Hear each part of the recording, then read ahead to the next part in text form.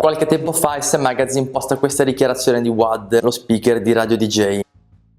Quando un rapper bestemmia o allude alla bestemmia, la sua musica muore un po', perché perde di valore artistico, azzera il suo peso culturale. Aia! Ed S Magazine nella descrizione rincara la dose. La bestemmia come forma di ribellione lessicale è il punto più basso che il rap possa raggiungere, per tanti motivi che non c'entrano con la religione. Bene, di tutta risposta Emischilla, per far vedere che comunque era attento alla lezione, commenta lasciando un bel porcone.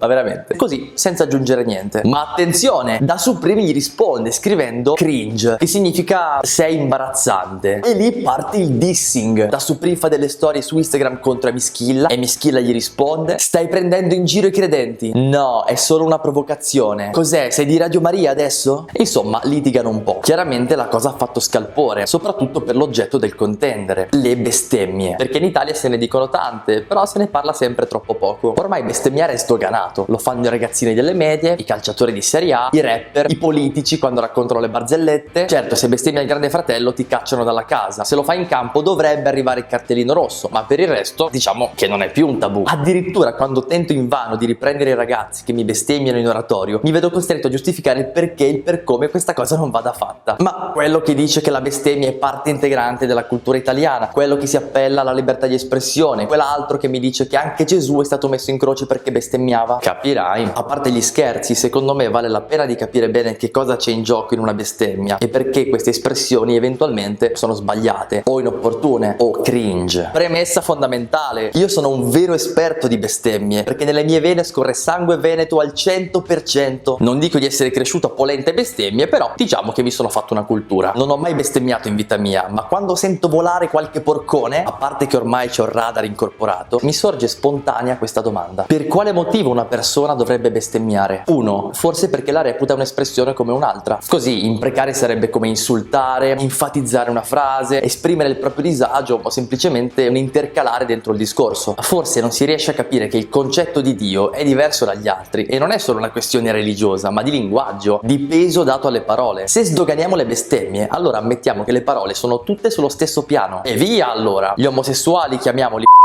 le donne, e se devo dirti che sono in disaccordo con te, ti dico che sei un ma non può essere così, perché non tutte le parole sono uguali. Chi appiattisce il proprio linguaggio appiattisce anche il proprio pensiero e diventa una persona tremendamente superficiale. Altro che cringe, bestemmiare è da banalotti, una cafonata insomma. Secondo motivo: una persona potrebbe bestemmiare magari anche scrivendo sui social perché pensa di essere libera di fare qualsiasi cosa gli passi per la testa. Chi sei tu per dirmi cosa io posso dire o non posso dire? Spesso la bestemmia è il segno che uno si sente al di sopra delle regole, perché in fondo chi decide ciò che è giusto e ciò che è sbagliato it's me. Un po' come fanno gli adolescenti quando vogliono mettere alla prova i genitori. Eppure non tutto può essere permesso, dai. Le regole sono necessarie per vivere e per misurare la nostra libertà. I limiti, da Adamo ed Eva in poi, ci hanno sempre dato un gran fastidio, ma se da un fiume rimuovi gli argini succede un casino e si disperde tutta l'acqua. In realtà il fatto che la bestemmia sia considerata inappropriata è un ottimo argine sociale. Se facciamo saltare questo, poi c'è il rischio che ne saltino anche altri. Per dire, quando conta in diretta su Facebook, una marea di gente si sente autorizzata a commentare scrivendo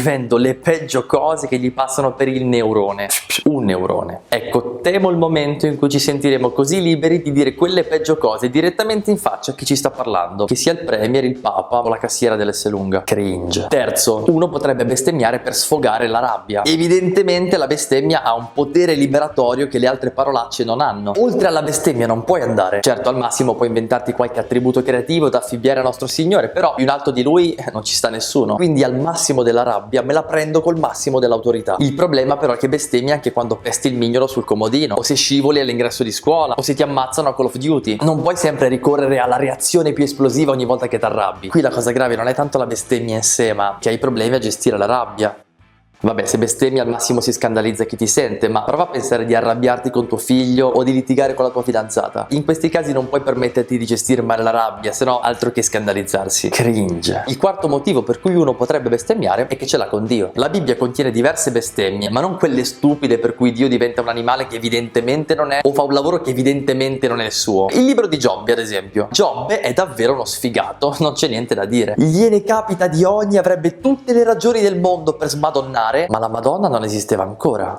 e i suoi amici infami lo istigano a prendersela con Dio. Ma Giobbe non perde mai la percezione che Dio è Dio e lui è solo un uomo. Certo, si arrabbia con Dio, si lamenta, protesta, ma sempre dentro una relazione nella quale sono chiari i rapporti. Cioè Giobbe non dubita mai della bontà di Dio e proprio per questo giustamente si rivolge a lui come può, come gli viene, con tutto il carico delle sue emozioni. Bestemmiare è essere arrabbiati con la vita e prendersela con Dio, finendo per dire delle cose contro di lui che in realtà non pensiamo neanche. È come quando un bambino si arrabbia perché, non so, la madre quella volta dà ragione al fratellino e allora lui se la prende con lei, le dice che la odia, che fa schifo, che è la madre peggiore del mondo, però in realtà non lo pensa veramente. Anzi, proprio perché le vuole bene da morire, gli monta dentro quella delusione che poi esplode in maniera così incontrollata. Insomma, bestemmiare non è insultare Dio, ma significa prendersela con lui, sapendo che è buono e che comunque sta dalla tua parte. Certo, devi credere in Dio per intendere così la bestemmia. Se invece non hai la fede, senti, è forse meglio lasciar perdere, perché i tuoi porconi altrimenti dicono solo che non sai dare peso alle parole, che hai problemi con le regole e con la gestione della rabbia. Cringe. Insomma, forse Wad un po' ci aveva ragione. Se la vita fosse un pezzo rap, quando bestemmi o alludi alla bestemmia, il suo significato muore un po' perché perde di valore. Non si tratta di essere bigotti o ben educati, ma di rispettare anche con le parole il senso della vita.